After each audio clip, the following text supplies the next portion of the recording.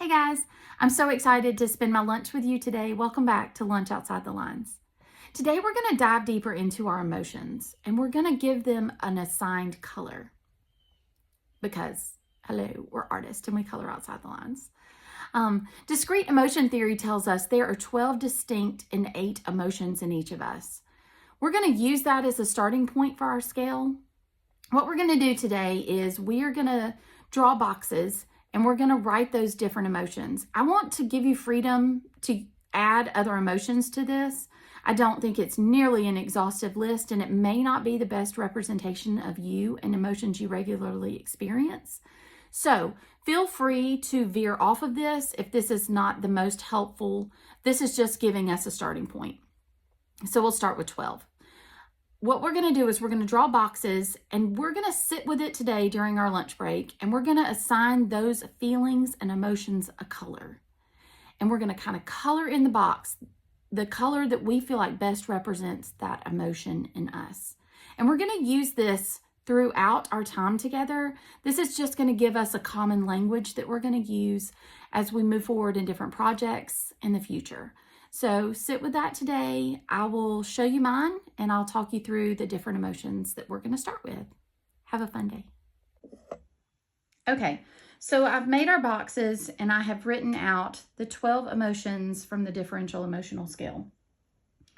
And like I said, these may not be the most prevalent emotions that you feel. This just gives you a starting point. So feel free to take this and tweak it to fit a more accurate experience that you have in your day-to-day life. So for me, I would say when I think about interest, when I think about I'm curious, I'm interested in something, that kind of comes across as a little bit aqua. So I'm going to color in that section this really cool aqua color, and I'm just using chalk pencils. Joy, I'm going to be really honest, joy is hot pink. I love pink. It's so fun. It's bright and it's inspiring. So I'm going to color joy hot pink. Surprise. What would you say? What emotion does surprise cause in you?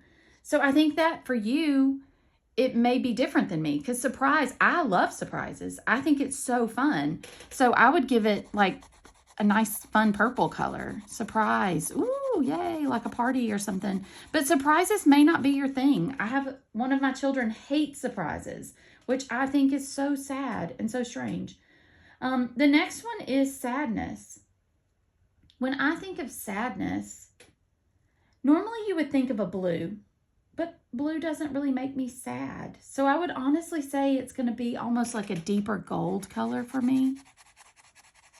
That's a little too bright. I may come back and try to calm that down. Sadness is not quite that bright to me. I would say kind of get that in there and make it a little darker. So you can play around with this. A little brown, a little sad.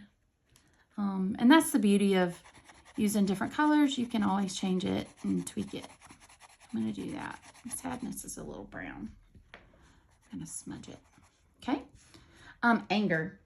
I think the easiest thing to do for anger is red, and I think there's a reason for that. I feel fiery red when I'm angry. So you can kind of see how I'm doing this, and I want you to not have to listen to me any longer and to spend the time doing it yourself. But we'll use this framework to do different projects in the future. So go ahead and spend a little time thinking about what color you associate with each emotion, and we're going to use that as we go forward. Have a great day.